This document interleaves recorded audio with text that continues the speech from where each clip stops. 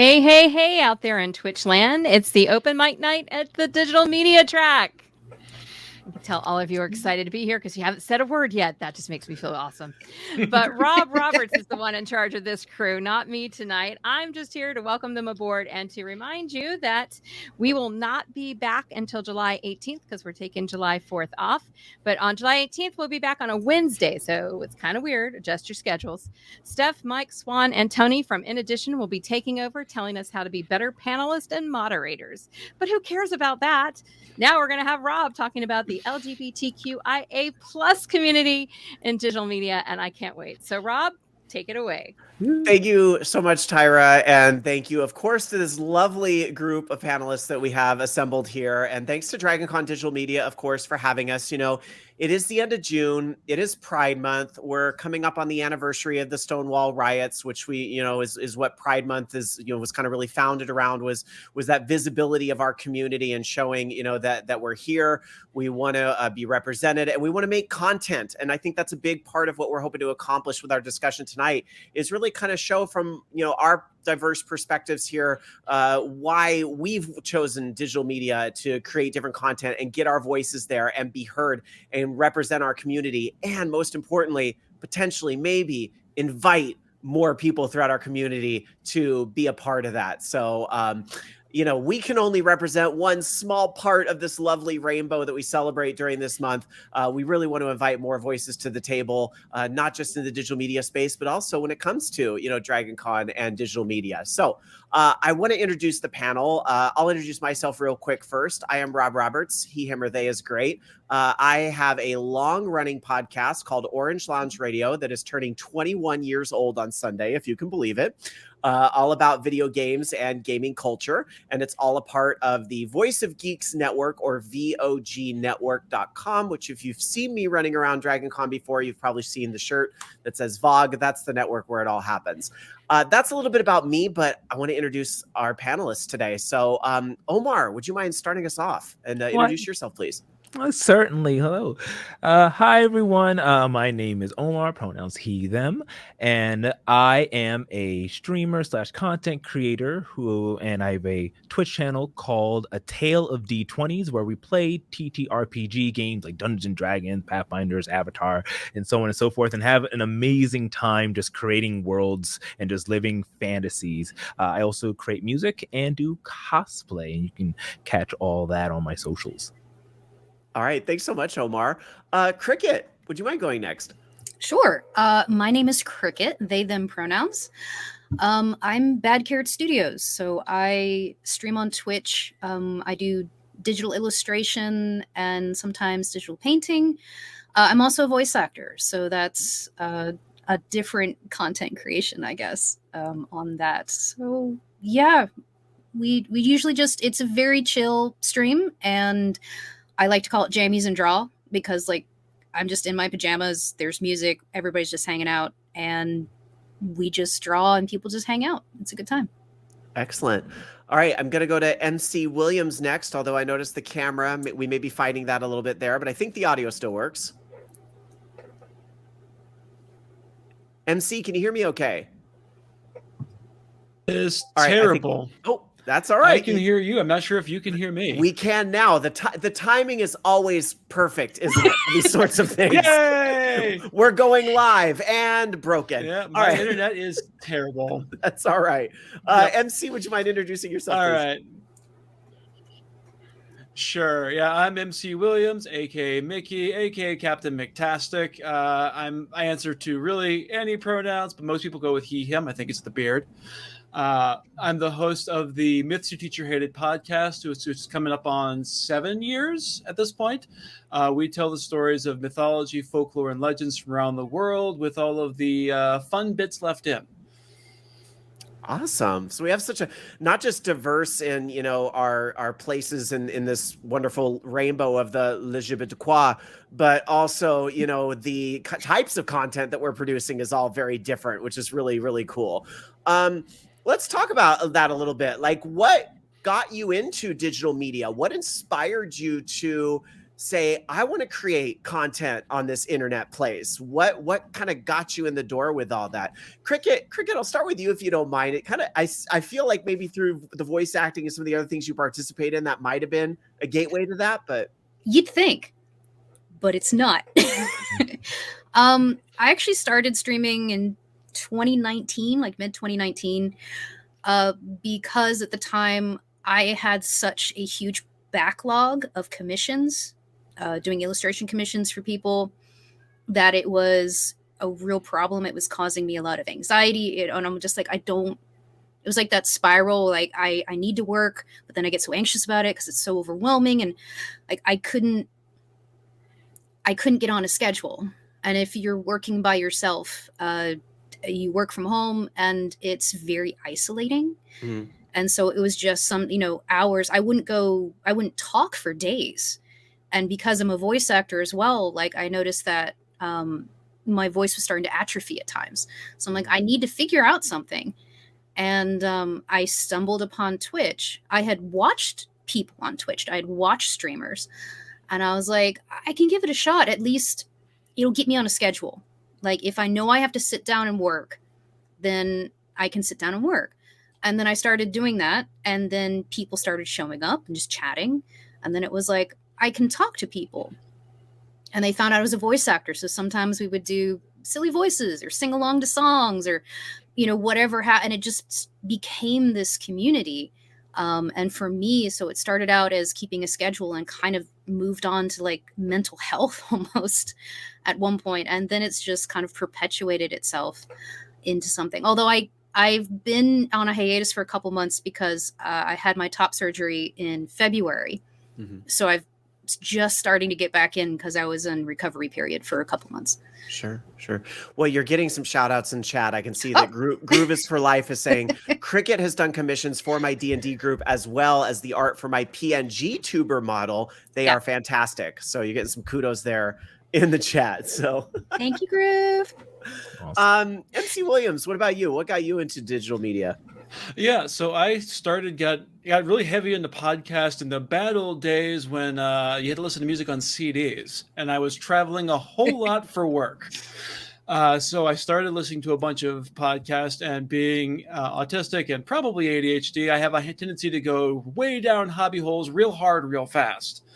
And so I was like, well, I definitely want to do one of these podcast things. I can do that. Surely it'll be easy. But I was traveling with my wife to Rome. Ooh, this must have been 8 or 9 years ago at this point. I feel old. And we were walking around, and I was basically relating all of the myths and legends around all of the different sites and places and temples and such.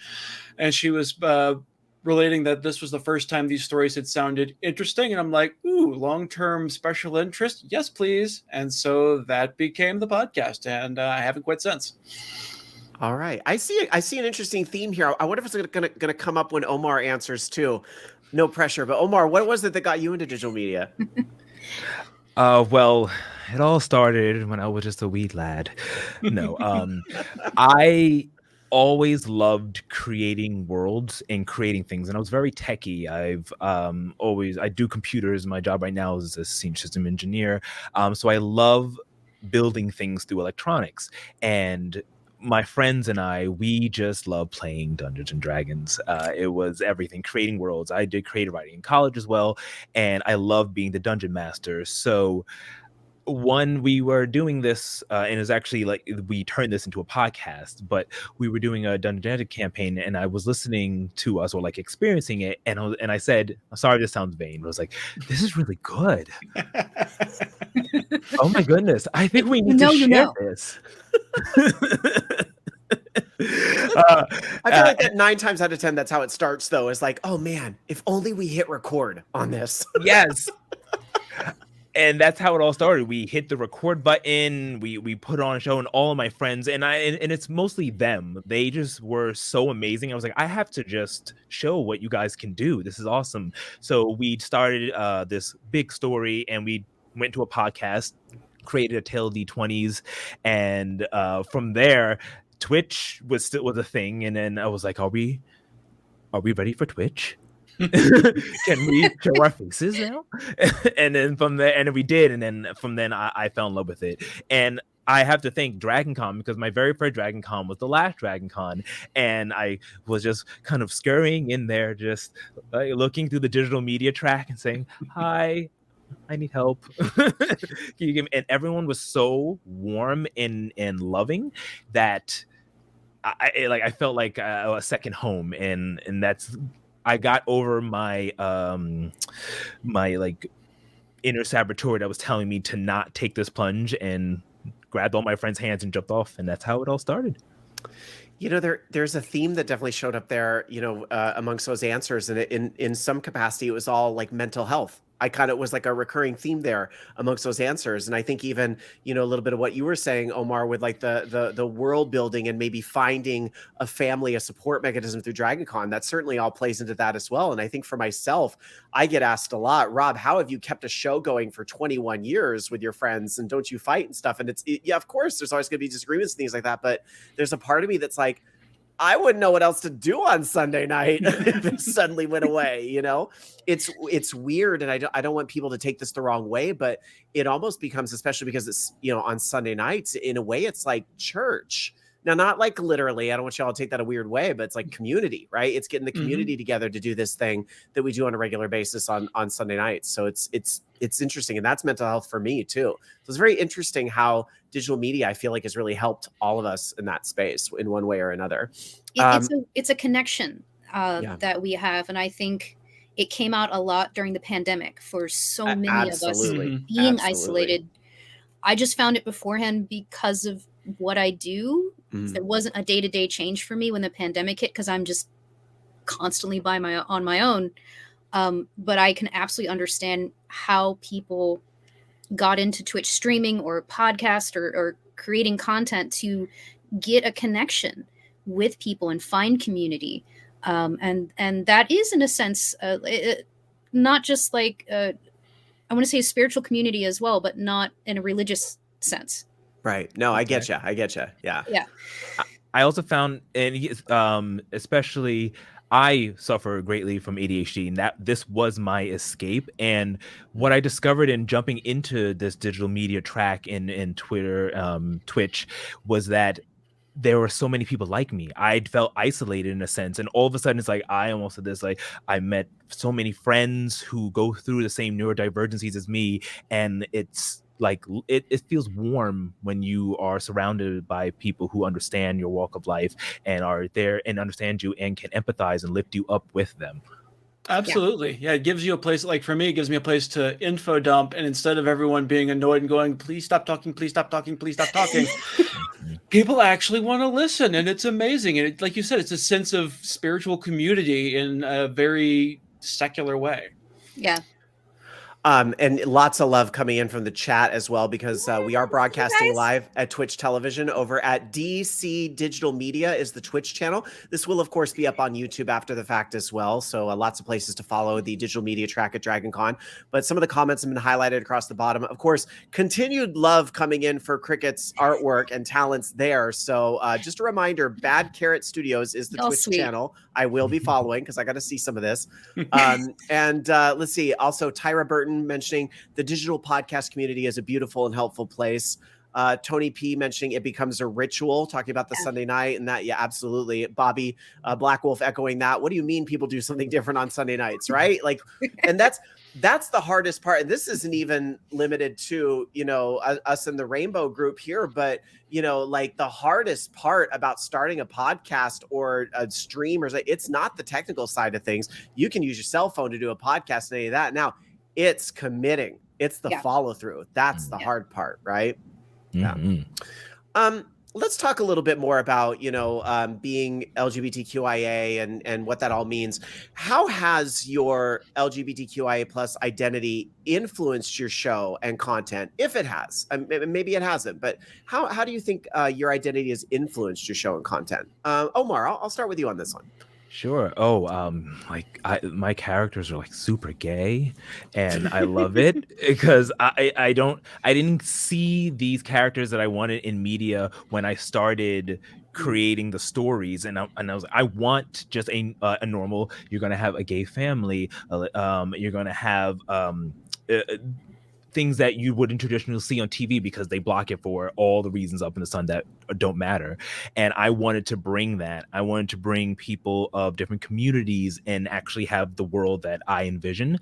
And it is through my own walk of life, my own identity. I just place it in there, and it's just I love it. It's so much fun able to do that, and the people who I bring into the game and I surround myself with, they all do the same thing, and we can all be our authentic selves, and that's all I want. So it 100% has augmented my storytelling style, my ability to listen to other people who are other walks of life in the queer community and place it into my story as well.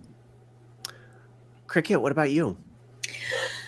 Well, it's been interesting for me because I am still very new to the community. I grew up very sheltered, and so it's not until my mid or late 30s that I actually started to understand my own identity and have the vocabulary and sense to express it, because that didn't exist at all.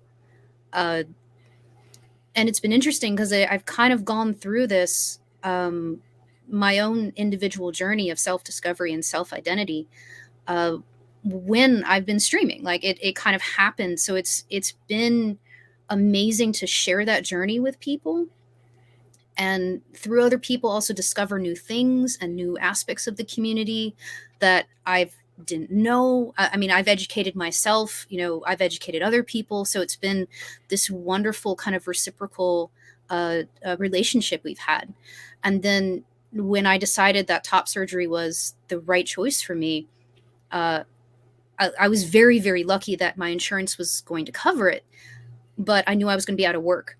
I wouldn't be able to work for a couple months. And so I did a GoFundMe, and the community stepped up in an amazing way, and not only was able to help me cover rent for a few months, but also did things like would get me small gifts of like recovery pillows or just little things that kind of would really help the recovery process along. And that to me has had a huge impact of just how much the community really cares for each other. And not just people in the queer community, but just also our allies. Like just everybody can be there for each other in so many different ways. So it's very much opened me to that community that I never saw. I didn't know, like I couldn't identify with because I didn't have Thursday's therapy day for a reason. Mental health. It's great. We're working through a lot of shit. But it's it's really allowed me to just go through this journey and know I have a community, I have a network around me, and to be that community to some other people as well, who are, maybe were unsure or very scared or they didn't have a safe space. But I know when they show up in my stream, I'm like, y'all can chill, you can relax. Like this is a safe space you can just be yourself. I love that. And interesting, again, kind of a common theme of community, but in different ways. But, community is so important, right? And that's why, even though there's so many different elements of this rainbow, we really are like all in it together, right? Yeah. With what's going on in the world and everything. It's just the community. At the end of the day, we've got each other. But MC, I want to make sure you get a chance to answer the question as well. How is your LGBTQIA plus identity played into your show, if at all? Yeah, no, I'm very much in the same place as Cricket. I am very much a little baby. I grew up also pretty sheltered, had never heard the words asexual or agender until, I don't know, 5 years ago, maybe. And I certainly didn't know what that looked like or what that felt like. So it wasn't until really the Panini when I started spending a lot more time online because there wasn't much else to do but work. That I found those communities online and started going, oh, I feel very much in tune with this. Okay, that's what's going on. I get it. You had that now. moment too, didn't you? Mm-hmm. You're like, But it's one of those things that's always kind of been in the background for me, particularly with mythology. There's this whole idea that it's very much old, white, and straight and European. And the more you start digging into those stories, particularly if you go on anytime on like classics Twitter, you'll see things about like Patroclus and Achilles. They were roommates, being a whole thing. And there's been a real push in recent years to try to peel that back, broaden the horizons. Emily Wilson did a really great translation of the Odyssey that started looking at how the language that was chosen really emphasized different things and changed the meaning of the narrative. And so by exploring these stories and trying to pull in stories from places I've never heard stories from before, I'm trying to broaden my own horizons and hopefully broaden some other people's horizons as well. These are excellent stories. And I'm looking in chat, well, first I have to acknowledge there are several people that refuse to believe that Cricket has hit late 30s yet. There's y'all, okay, like we'll just put it this way. I am old enough to refer to that as my late 30s. I'm just gonna put it there. This is all natural up here. And then Crisco Richard says Cricket is timeless. I love that. I love you, sweetie. Also, but some, very other great insight here. And I'm sorry if I can't read every comment, but y'all are saying some really good stuff here. Tyra Burton saying the importance of a safe space can't be expressed enough. And that's so true. And it's so infuriating to me when I see people want to attack that as like, and I don't want to take this to a negative place, but I want to lift up that comment because yes, it is so important. Yes. And there's people that really truly don't understand that, but hopefully some of these stories that we're sharing, Ribbons following that up saying queer Twitch has really helped me get through a difficult period of my life the past year or two, I think really underscores, how this digital creation space has allowed us to find each other in all the different ways that all of you have kind of communicated through, those answers. So great stuff to think about. Well, why don't I kind of piggyback on that, because we are talking about, this is, Pride Month. What does Pride Month mean to you as a content creator, or just, generally, what does Pride Month mean to you? Cricket, can I start with you?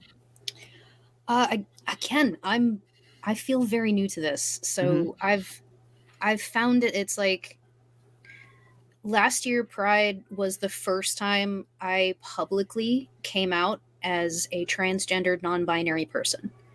And that was a very scary time, but a very liberating time. Mm-hmm. And just in the year that has happened, and with the current state of legislation as it carries, I have found that this year in particular, that 1 year anniversary, it's like, this is my right to exist. This is a month where it's like, last year I said, I want to exist as my true authentic self. And now this year I say, I have the right to exist as my true authentic self. So that is, again, I'm still very new. I'm still very new in the community. And I know that I'm still learning. I'm still educating myself on a lot of things.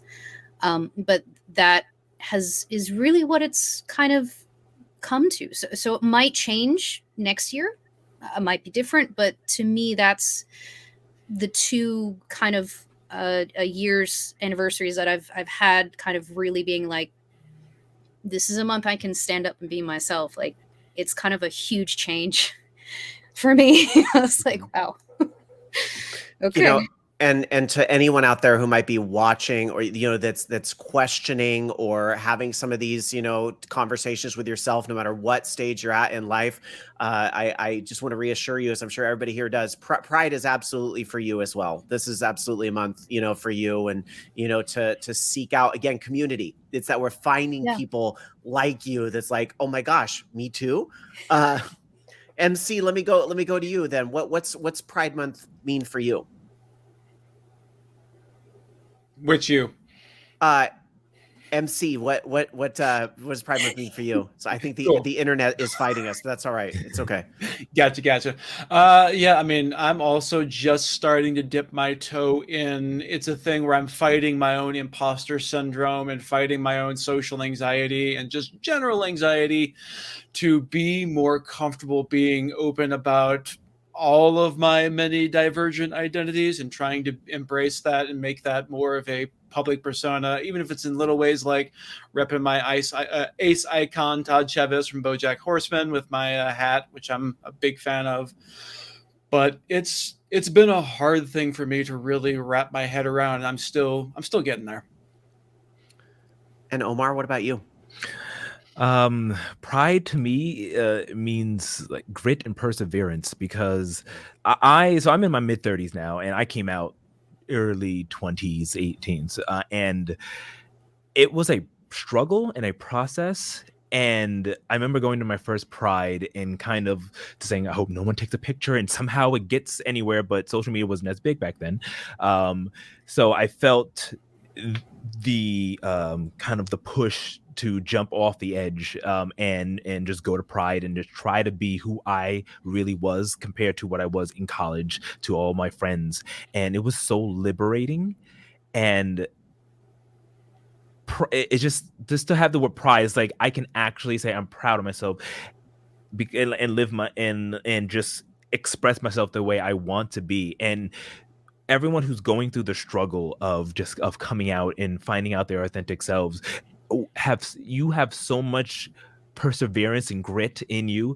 It's like it is a journey, but once you come out that journey and you just kind of pull off all of those all that grime and the weight and just finally bloom from your cocoon, it is just such a liberating feeling. And then you just think back and said, man, I was able to persevere. Like I had that grit and that desire, and it paid off in the end. And that's every time June comes around in Pride, it is a big reminder of that. And I love seeing it all around me.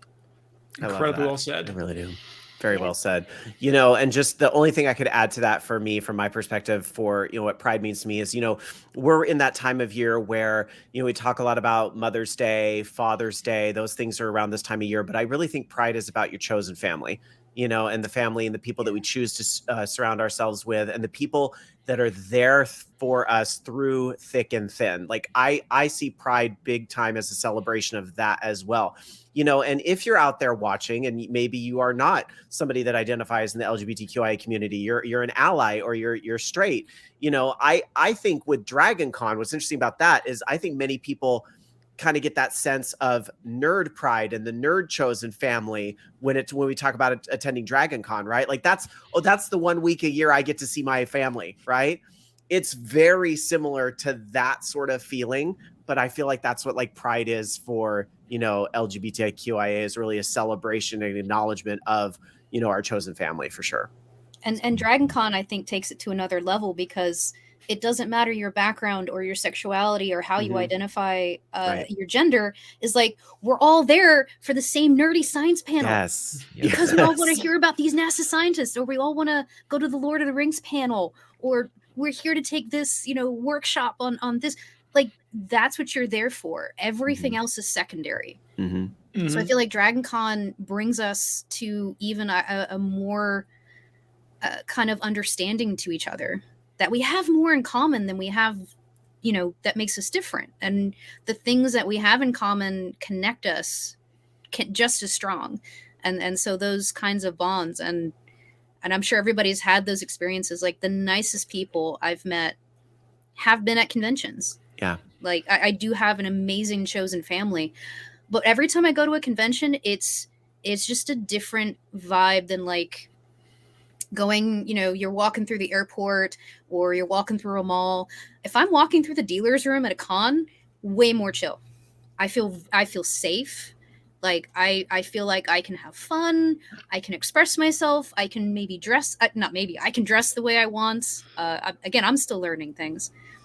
You know, so if I want to, you know, dress a certain way or put on makeup or not wear makeup or like that, I feel it's a safe space to do that. And Dragon Con to me, and conventions a lot of other conventions I've been to. There's absolutely a freedom in that unbridled nerdery that allows you to immediately go, oh my God, you like She-Ra? I like She-Ra. Let's nerd out about She-Ra. Yeah. You can see someone wearing the costume, or like they can be an amazing cosplay or just wearing a t-shirt. Like, either way, you're like, dude, you and I like this thing. Like, you like Star Trek, I like Star Trek. And that's just it. And it can be an amazing experience and conversation. You know, I would not have those kinds of experiences in other public places. Like Absolutely. I've had people try to start a conversation with me at like an airport, and I'm like, nah. Yeah. nope, Yeah. nope, just because. But if And- that Yeah. same person had a con, like opened up at a con, I'd be like, all right, let's chat. Let's talk about this. Yeah, I and feel the you. funny and the funny thing about that, I feel because I do this all the time. I feel in the normal everyday open world, we put up armor around ourselves in some way, a Yeah. barrier. And it's just when you enter a convention, and especially a huge convention, you Yeah. feel like you let down all that armor and it all just comes flowing down. And you could just like, you can nerd out, do whatever you want because everyone is there for that. No one's going to judge you. Everyone, they want to do it with you because as Yeah. humans, we're a community. We work well. That's how as human beings. And so we want to lift each other up, and just being at a con is just so much fun because I would have never walk around in my cosplay before until I got into the convention, because I used to make I make cosplay. I love it. Everything lights up and all the things, but like the journey to the con, I'm just like, I'm just gonna put it in my bag, and until I get in there when I feel comfortable. And at this point now, I'm just like, nope. Yes, look at me, everyone. Yes, I spent hours and months on this. Watch as I walk. But it just in the con, when you know people are not there to ridicule you or say anything to you, you're just like a big sigh of relief, like Yeah. so good. Absolutely. Yeah, to Cricket's point, I absolutely in the same way about if I'm out in public, do not talk to me, do not acknowledge me, do not look at me, I do not exist. But I have had some of the best conversations with random strangers in lines for panels because you've got ready-made topics of conversation. You already know you're on the same page. Yeah. You've got cosplays to talk about. It's so freeing. Like Omar was saying, that sense of the walls dropping, the mask coming away, and being able to be authentically yourself and not feel any pressure, not feel judged, you feel seen, but in a good way, which is so refreshing. Yes. I want to respond to this comment in chat because it so resonates with me. But Crisco Richard said, "Nerd Alphabet Mafia fam is the best fam," Yeah. and it really does resonate with me because I remember a time. I can also look back fondly on my late 30s to give you a clue to my age, and I remember a time, and not to say only I've dealt with this. I'm sure many of you have dealt with this too. But I remember a time where I was starting to come out as a gay man and go to the clubs and try to date and do that sort of thing. Is that I would often find that I would be judged because, oh, you play video games like kid stuff, or oh, you don't follow these certain musicians or these certain trends or these certain things that are and what have you, like, oh. And I would find sometimes I felt like I was being cast out of the nerd space for being gay. I was cast out of the gay space for being a nerd. Yeah. And that struggle was very difficult for a long time. I feel like we've made a lot of progress in that space, thank heavens, but there's always room for improvement. And just like we've come a long way, we really have, just in my lifetime. Yeah, that kind of gatekeeping I know has been a big issue. Even before I came out, like I've been going to conventions since like the late 90s.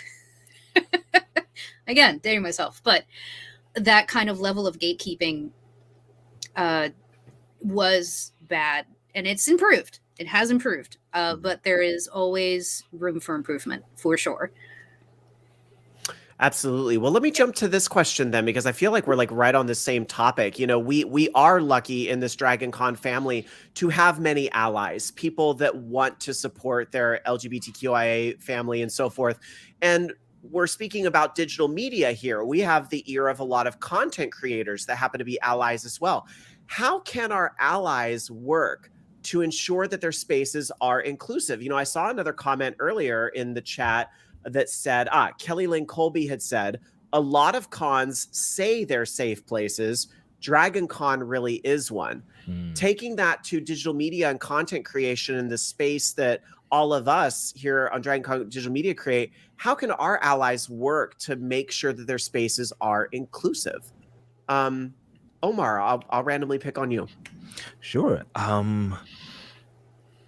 To actually talk and communicate with someone that you normally wouldn't speak to, or if I feel like a lot of people who are allies shy away because they're afraid of approaching, or they're afraid of asking the wrong questions. But it's that communication, that dialogue is what's needed. And when you learn, and when you talk, you learn. And we can say, this is how like pronouns, and this is how acceptance, and the way like we basically empathize with allies. And then once we start chatting, you realize there's not much differences between us, not at all. We all have our insecurities. We all have things that make us happy, make us sad. And once we bridge that divide and actually communicate with each other, I feel like all these prejudice will just melt away, and you'll be able to produce it, queer content in stories, movies, media, and all of that, just by communicating with someone and involving them in your space. Don't gatekeep and shy away. Invite them in and let them tell their stories. MC, what about you? Yeah, I think it's key to make sure you lead with kindness, lead with curiosity, and lead with a desire to understand and to learn, to try to make sure that you are not speaking over people or speaking for people, that you're trying to boost the signal. Make sure you're sharing the voices of people who have different experiences than you, particularly people who are at intersectional places, who are having more difficulties, different difficulties. And if you don't understand something, believe them. Even if you don't understand it, you don't have to understand to believe that what someone is experiencing is real, or what they're struggling with is real. You just have to love someone for it and accept them for it. I love that. Cricket, what about you? What would be your advice? God, Omar and MC kind of covered a lot. So I think the only thing I can add on to that is, stand up for the community even when we're not present. A lot of times you'll see and hear things in private conversations in your day-to-day life that are very harmful, or perpetuate a stereotype. And just speaking up, you don't have to start a fight, but just speaking up and be like, that's not cool. Or actually, I think, here's a website, hey, you want to learn about this? I think you could learn something from this. Just look at it for a chance to educate someone, and just speak up. Because it's one thing to do it when people are watching. It's another thing to do it when they aren't. And when you're in, it's very hard. It's very hard to stand up for a community or stand up for someone in a situation where it's you may be the odd person out. Yeah. You really took the thought right out of my brain with that, is that a lot of people, only what is said when other people aren't watching, right? But there's this interesting, especially for those that live in the live content creation space, there's a lot of that will show itself eventually. If you kind of letting your guard down as you go live and so forth. And so if you don't kind of address maybe some of the places where you feel you need to be educated and get that, that might show itself when you're broadcasting someday. And I think recognize mistakes are going to happen. You will probably accidentally misgender someone, and it's okay to learn from that mistake. It's okay to say, oops, sorry about that, I didn't mean to hurt your feelings, I'll correct that next time, and turn that into an educational experience as well. I think the way that people respond to being corrected and being put on that right path says a lot about what their intentions are, for sure. Just lots of great comments from chat. Again, Kelly Lynn Colby saying, just really echoing what MC had said, not over people, but for people. I love that. I think that's a great way to put it as well. And I really hope I say your name right. I'm so sorry if I mispronounced this. Zendarik says, I think having a flag outside your business, or maybe even a simple rainbow sticker on the door, lets people know it's safe. Subtle gestures go a long way. Absolutely. But, at the same time, don't put a rainbow sticker on the front of your business, and then when all the doors are closed, say, well, I don't understand why some people use they, them pronouns. That's just made up. And don't, because you're telling on yourself. And there's somebody in the room, if you hear that, educate, right? put that person on the right path. So. Mhm. All right. Let's see. I want to ask about this. I guess we've been talking a lot about a lot of positivity, and I do want to keep it positive, but I also want to kind of keep it real. And so, in the sense of like community and learning from each other and Me Too kind of moments, have you ever had a challenging situation that came up because of being public and authentically yourself online?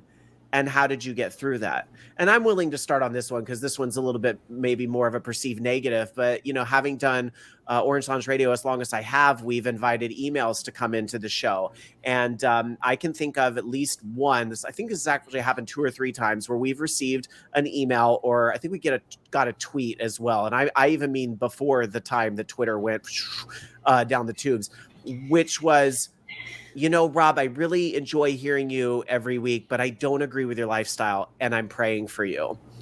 And it's, and I don't know who started the fight between LGBTQIA and religion. I don't feel like that's a fight that needs to be happening. I feel like there's a lot we can learn from each other if we would just be willing to learn from each other. And so, my response to that is, kind of one of those, like, I know that might be well-intentioned, but there's nothing wrong with my life. My life doesn't need correcting. I don't need divine intervention to set me on a path of righteousness because what I'm doing is already correct. You know what I mean? That's kind of, I said it very frankly because I wanted to give that person a fair shot and think, you know what, I think you're well-intentioned with this, but I'm going to tell you why that comes off really gross, and not everybody has that day I had the spoons, if you will, to respond to it in that sort of manner. Yeah. Not everybody's always going to have that. And I think that's A-okay. And again, going back to the questions about allies, that's where we need allies to help us out sometimes and, answer those types of things. But anyway, I was willing to kind of go first there because I know this is a little more, I'm just going to kind of open it up. Does anyone want to respond to this question about maybe a challenging situation that they learned from? Cricket, I see your hand up. Sure. Well, as I've had that, I've had that just said to my face, just straight up. And it's really, to me, it's an excuse to not know. It's like, well, I don't want to know about it. I don't want to learn about it. So this is a good excuse because it excuses me from any responsibility, even though it's a load of BS. Strong feelings. I think I'm very lucky. I have a wonderful community. I have some great mods. But I also am very open and forward about what my channel is. And I'm like, this is a place where we can relax and this is a safe space. There has been once or twice, not necessarily anything to do with gender or sexuality, but just like people being inappropriate. Block them. I just have a zero tolerance, and I'm like, no, I will. There are so many places these people can go online. You landed here, move on. Like, seriously, like, move on. This is clearly not the place for you. You are just looking for attention. You are looking for a fight. You're looking to stir the pot. Mm-hmm. And I'm not having it because that is not healthy for my community. And, and even within my community, I've had it where I don't want to say, like, we try to keep it real chill. And I know some people come in and they've had a rough time. They've had a rough day. And it's like, that's cool if you want to do it. We have a Discord. We have channels on Discord if you want to do that. But while we're streaming online, we try to keep no trauma dumping. Just like, you can just say you've had, man, it was a rough day. And we're like, man, I'm real sorry. Come in, relax. You got a song request. We watch music videos, like just kind of keeping it on a certain vibe. But yeah, I've been very lucky that I have some really great moderators. So, but just have that zero tolerance policy, because if you, and it seems harsh, but if you let one slide, if you let a certain policy kind of like, but they've been here for several months, they're on all the time, they're one of my regulars, I guess it can get away with it. That sets a precedence for that behavior down the line. So it's a delicate act sometimes to do that. Yep, I have to completely agree. The block button is self-care. Yep. I have definitely gotten my share of comments about, oh, why are you making it so gay? Why is everybody gay? I don't know if they just were. Why are you making it so heterosexual? Why is everybody so straight? Jesus. It's like, have you read the old stories? Everyone was having sex with Everybody was hella gay. everyone. There was not a single straight person in any of these stories. I'm here to tell you. No. But I've also run into my share of acephobia. It is a real thing. It can be a problem. I'm in a lot of the online communities, particularly in some of the autistic communities. And I mean, a lot of there's according to the studies, 3 to 6 times more likely to be some form of queer if you're also autistic. So it's very heavy in the mix in there. But you still run into your problematic people who, like Cricket said, are just looking for a fight. They're looking to stir the pot. They're looking to cause problems. And yeah, block button. It's your friend. That is really how some people try to get that validation and the attention. It's really strange sometimes. Omar, did you have anything you wanted to share on this? In terms of, because we're still relatively new in the digital media space, I've experienced that firsthand, like going to Pride or just going out there and just having those trolls come up and just bash you. I've held my boyfriend at the time's hand, and then we've had water thrown at us, and it's gotten a lot better, but it's still nowhere near where it needs to be. And I mean, if I could have put a block button on that person in person, I totally would. But like being in digital media, it's so great to just be able to control them. Like, we don't accept that here. You can leave, go ahead, and then just they're gone. And I'm really happy that I've seen when I have seen something like that happen on a stream, the people who are watching the stream, the viewers are always rallying behind, and it's so heartwarming to see that, and and get basically shame that person to be like, how dare you do that? And I mean, do they take it seriously or they take it to heart? I'm not sure, but it's so great that you can create the space you need by hitting that block button and doing all the things like that. Yeah, we have to, unfortunately, many of us have to deal with it in our real lives face to face enough that you should not ever have to put up with it in your own digital safe space. Like, no. Yeah. So that's why I say it looks harsh. It may seem harsh to some people, but there are literally hundreds of thousands of content creators out there. Like, not here, just not here. Go elsewhere, not here. Let's take a moment now. And now we kind of went there, let's flip that around a little bit here, because you know what, for every one of those, there's 20 of these. So let me ask about this question. And that would be, what is the positive type of feedback or, interactions that you've gotten from being authentically LGBTQIA plus yourself in your content, maybe helping someone come to terms with their identity or see a different perspective even, or, just expanding your network of collaborators and so forth. Like what's something positive that you've had? And again, I'll just kind of popcorn to anyone that wants to take that. Okay, Cricket, go for it. Okay. I'm like, I don't know. Is this like a hand raise kind of thing? What's going on? We're honestly, all family. Just jump in and say something. It's all good. If that happens, no one's going to be able to understand us because it's all going to be everybody's talking over each other. Because fair. I've been to those dinners. We all have. Honestly, it's hearing other people's stories. Again, like as I started streaming, and then during that whole process, I kind of started my own journey of self-discovery, and so. Sometimes it was just talking about my own anxieties and fears, especially like right before surgery, and, trying to plan things, and then hearing about other people like who have gone through surgery, or people just their own identity journeys, and just hearing that community of that you're not alone in this, and, being nervous, having anxiety, having that alphabet soup, whatever it is, that's valid. That is absolutely valid. And so it's wonderful to hear just people just learning about themselves and going through their journey. That to me has been really, really great. as far as like the positive that kind of comes back from that, for sure. Yeah, I think. Go Go ahead. ahead. Yeah, I'd have to agree with that. I'd say for me, the big one that sticks out in my brain was right at the beginning of the pandemic. I started hardcore binging the Film Reroll podcast, which is a fantastic RPG show. Check it out. It's amazing. But one of the players on that show went through the discovery process of realizing she was trans in the course of the show.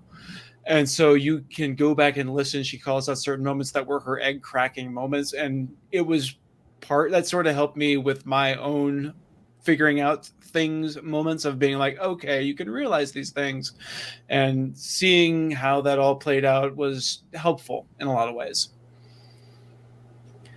I had an experience, and it was happened to be at last year's Comic-Con, where I was chatting, and I had found a few people who I just kind of met there, and I handed them my business card for the podcast, our Dungeons and Dragons podcast, and afterwards they said they listened to it on their way flying back to where they were, and two of the characters were a gay couple, and they were like actual player characters, not NPCs, and they had responded to me saying, is this scripted or do you guys make it up? I was like, oh, it's all made up. The players are making that up. They're like, the love story between them is so good, it made me cry. And I'm just like, oh, that's awesome. And I was like, and I'm always fearful because I don't know if someone's gonna back me and be like, oh, those gay characters, why there? But it was just authentic. The players were great, are great friends, and they were able to just let themselves tell the story. And to hear that comment back on just they sent me a Discord message, which I was just like, oh, that's awesome, and it really made me glow.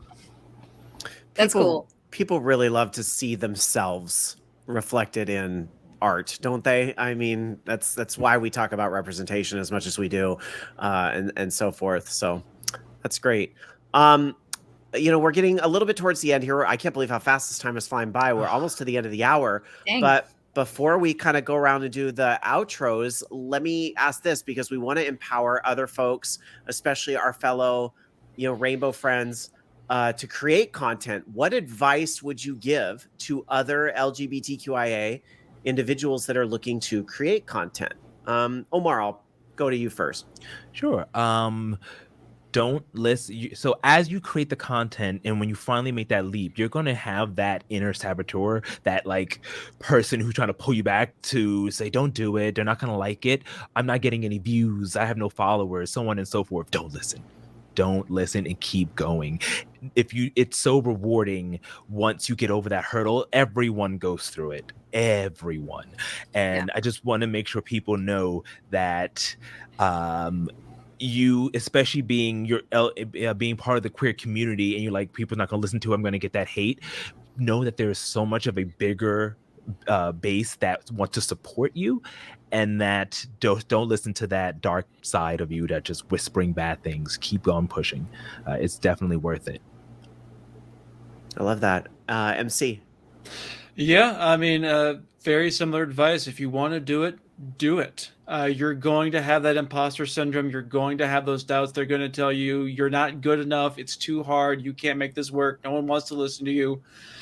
The wonderful thing about the internet, which is also the terrible thing about the internet, is that it is a massive place and there is an audience for everything, which can be good, at least in some ways, because there's someone who wants to hear what you're doing. There's someone who wants to pay attention. There's someone who wants and needs what you're about to produce. So do it.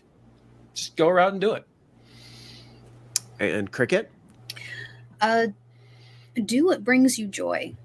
As speaking from an artist standpoint, I worked for people. I've done comics. I've done a lot of things, and I burned out really badly. And it wasn't until I was like, I need to do things that I'm interested in, that I like to do. This sparks an interest in me. Like, I really like this. Like, this just, for some reason, I'm excited to sit down and do this. Like, find that thing. Even if it's not popular. It's not, it's not going to get you a ton of views. It's not going to make a bunch of money, but it's like, it's it's what just fills that spiritual sense of like, this is something I need to do. This is something I want to do. And that to me, so yeah, find your joy, find what you like to do, even if, you know, people show up and they're like, yeah, but can you like draw my character and he's like an orc and he's got like a double-bladed axe? And I'm like, I can, if you pay me. And then that's a different conversation of like talking prices with people. But just on a day-to-day, like what I do on stream is I usually have a theme, or it's just like I sit down and just draw something, and it's honestly for me. Like it's honestly like something to keep me involved in art and to draw and to create in that aspect. Because otherwise I am just constantly creating things for other people. Commissions are great. I love doing commissions, but it's good to have that balance. You know, it's really good to have that balance. Whatever you're creating, if you're creating it for someone, make sure you're creating something for yourself too, in whatever it is. Yeah, I definitely agree with a lot of these things being said. You know, I see in chat, Groove is for Life says, just do it. And that's a big part of it as well. But I think Cricket and what they said about you've got to have, you know, kind of that passion. Oh, I like the way that Lily Louis Art, I hope I said that right. I'm sorry if I didn't, says spark joy. Yeah. I think that's so it. You've got to find that thing that really is something you really want to do. And my biggest advice would be, do not look at your download numbers for 90 days. Don't, because if that's going to be the thing you're obsessing over, I would really question if you're doing this for the right reasons. And I think go back to, you know, what, you know, my lovely panelists here have said in their answers, and, you know, really kind of doing the things for yourself and your friends and the community and all of that, that really should be what it's rooted in. And if you can wait 90 days to ask the question, who all is listening to this or who all is watching this, then I think number one, you'll have made it a habit at that point. And then number two, you're going to take a lot of surprise when that download number or viewer number shows 1 or what have you. You're going to be like, wow, someone out there cares. Someone out there cares. And it's going to mean so much more. And yeah, if you have a download of 1, hey, guess what? One person cares. And that's awesome. Mm-hmm. That's awesome. All right. I was given permission to go over just a little bit. So, but I know y'all have times and your things too. So I'm going to just ask one bonus question, then we'll wrap up.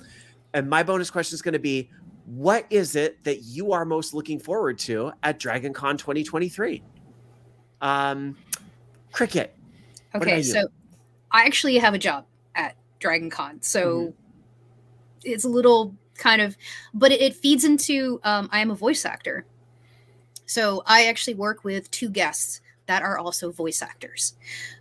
So I am in charge of keeping their schedule. This year I might actually be working with 3.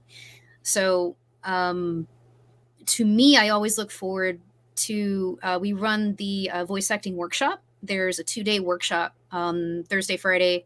It's a voice acting masterclass. It's pretty amazing. But that is always wonderful to do with these 2 gentlemen.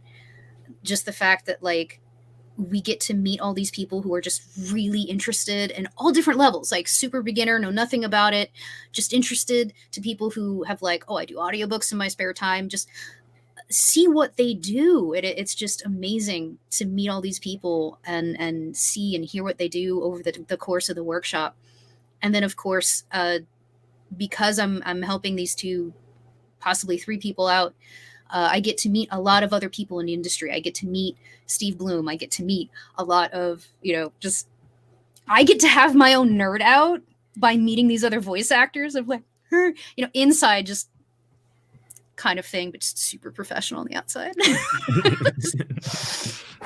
Yeah, just, there's a lot of that. There's a lot of that. Oh boy, is there a lot of that. So that to me is always an exciting time. Like it's a lot of work. Because you're running for like 4 days, just, you know, getting, I am the adult supervision for 4 days, you know, getting people to panels and making sure they eat, making sure they have breaks, making sure, you know, just all those things. But at the same time, it's very balanced out with the fact that I get to run around and meet people in the industry and meet other voice actors. And I just, yeah, that whole experience is just really, really awesome for me. So I'm excited. All right. I hope I get to run into you at some point for sure. I'm sure we will. I'm sure we will. Yeah. I'm sure we will. Omar, what about you? What are you most looking forward to at Dragon Con 2023? It's gonna be your second Dragon Con, Yeah, right? it's my second. Yes. Can I say two things? Just two really big things. The Well, first thing I is guess. yay. I'm really, really excited to build. I feel like last year was the first time I met so many people through who's doing the same thing that I'm doing. I can't wait to exchange information and just keep building the the community, like just finding out more people that I can connect with, because I'm so excited to just collab and hear everyone's stories. It is because the first year was a lot overwhelming. I didn't know what to do. I feel like now I got this, and I can't wait to meet a bunch of people and just nerd out and share information and collaborate. And the second thing is, so I have been building, and it's been a little slow, my Iron Panther, my Iron Man Black Panther cosplay, and I really, really want to get it finished. And I thank you, and I really want to display that, and I'm really excited to that. And if not, then I'm doing a Last of Us infected, so I'll be all like, if you know Last of Us, and they're like mushroom zombies. So I'm really excited to cosplay, but I'm always excited to cosplay. All right. And MC, I appreciate you, Bobby. and MC, responding to a comment, as a moderator for some panels, I've seen how difficult the handler and wrangler job can be. No, for real, you've got to remind those people to hydrate. You really do. Like I have a backpack, and go. I've also got like a cooler, so I've got like snacks and water bottles, and I'm just like throwing shit at them sometimes. Throwing stuff at them sometimes. 10 o'clock somewhere. It's fine. Sorry. Yeah, it's a lot of that, and just 5 a.m. calling up, making sure they have had breakfast, because like I know it's going to take them so long to get dressed and make sure they eat and to get down to the pan. It's like by the end of the weekend. So. MC, what about you? What are you looking forward to at Dragon Con 2020? I mean, I love me some panels. Yeah, I love me some panels. I love being on them. I love watching them. There's nothing that's as much fun for me as people who love a thing talking about how much they love a thing. And I am trying to nose my way into as many panels talking about mythology as I possibly can on as many tracks as I can, because I love doing it. That's your people. Yes, that's my people. Yeah. And then I was telling the panelists this before we went live, but I'll just say this year, this will be my 10th Dragon Con in person. If I don't count the virtual year, this will be my 10th Dragon Con in person. And this is the first year I get to bring my husband to Dragon Con. He's finally agreed after all this time to go. So it's going to be his first Dragon Con. He's been to Atlanta, but he's never been to Dragon Con. So yeah, I'm really excited to introduce him to just that the rest of my family, right? The Dragon Con family, and all the wonderful people there. And then of course, just the antics and stories that happen every year. Tony in chat is asking, is he ready? Absolutely not. The chat's like, oh, bless his heart. Yeah. Like, I think the closest we went to a thing out here on the West Coast called GaymerX, GAYMERX, which was like a gay gamer convention. But even that was like the scale was like maybe 3% of Dragon Con. And I love that con, no disrespect at all, but it's just the scale is going to be very, very, very, very but different. they've had like a taste, like a little hors d'oeuvre, a slice of an hors d'oeuvre. Yeah. At least, when we were there for a friend's wedding, at least I got to walk him through the hotels, and I said, okay, now I know it doesn't feel like it, but like, imagine this place is full. And like, I know the Pulse Bar is empty right now, but you have to understand during Dragon Con, this is the, it is like, a if you have wall claustrophobia in here. Yeah. It's just... Yeah. Anyway. Well, I look forward to seeing all of you at Dragon Con 2023 as well, and seeing you all in person, and as well as all of you that are out there. Hopefully, I saw some people say they might not be able to attend in person, but I hope, if nothing else, we can still see you virtually throughout the year, whether it be over at the Digital Media Discord or here on Twitch at DC Digital Media, and over on our YouTube, and the content being created throughout the year. I am going to kind of wrap up and let everybody kind of introduce themselves one more time. I really just want to say thank you from the bottom of my heart for making this a possibility. Many of you jumped on here with really short notice. I think we had a great discussion, and I'm so happy we got to have it and just kind of show up here authentically ourselves here at the DragonCon Digital Media class and have an awesome discussion. And I really hope we inspired somebody else out there maybe to take on digital media and content creation. So let's go around and say, just one more time, where can we find you? What's your show? If I want to follow and see more information, all that good stuff, you know, the elevator pitch. MC, I'll start with you. Sure. Yeah. I am the Myths Your Teacher Hated podcast. You can find us on the web at www.mythsyourteacherhated.com or on most of the socials as Myths Your Teacher Hated. It's nice and easy that way. I tried to keep it as consistent when I could. There are a few exceptions, but the Facebook has all the links. The website has all the links. So cool. All right. Omar, how about you? Hello. You can find me at A Tale of D20s, also www.ataleofd20s.com. And there you can see all the many different games that we play, the art and the music that we create, and also our Twitch channel, twitch.tv/ATaleD20s, as we return, been on a little vacation, this Sunday with one of our campaigns, Sent to the Void. So you can catch that at 2 p.m. Eastern Standard Time. And if you want to see my cosplaying antics and things like that, I'm on the socials at That's So Omar on Twitter and Almost On Time on Instagram. All right, awesome. And Cricket, how about yourself? All right. I'm Cricket, they, them. I am BadCarrotStudios. So that is pretty much where you can find me on social media. That's my Twitch. I have a shop. All of that. I've been on hiatus for a while. We're getting back into remember when we talked about like the ritual? It's really hard to get back into it when you've been gone for a couple months because I had surgery. I had my top surgery. So we're getting back into it, but I'm BadCarrotStudios on Twitch, on social medias. So if you just look that up, you can find me. Yeah. Awesome. Well, and thank you so much for letting me moderate. I was Rob Roberts, and you can find me. I pretty much just give people my link tree, which is Rob Roberts over there, and that links you to everything else. Most social media, I'm either Rob Roberts or Mr. Rob Roberts because somebody else would have taken my name. But you can find me on those places. And of course, a shout out for my long-running podcast, Orange Lounge Radio, which is live Sunday nights over at the Voice of Geeks Network, which is vognetwork.com. That's vognetwork.com. Thanks again to the panelists. Thank you so much for DC Digital Media Track for having us today. Thank you to Tyra and Scott behind the scenes. Really appreciate you both and making all of this happen. Thank you all. And thank you to all of you for watching. Up next here on the DC Digital Media Track, June 27th, Charles McFall, the rock god of podcasting, will be here interviewing Cause for Behind the Track. So we will look forward to seeing you all then. But in the meantime, that's going to do it for our discussion tonight. Thanks again, everybody, for taking the time out to participate. Really appreciate it. And we'll see you at DragonCon in a few months. Woo. Good luck finishing your cosplays.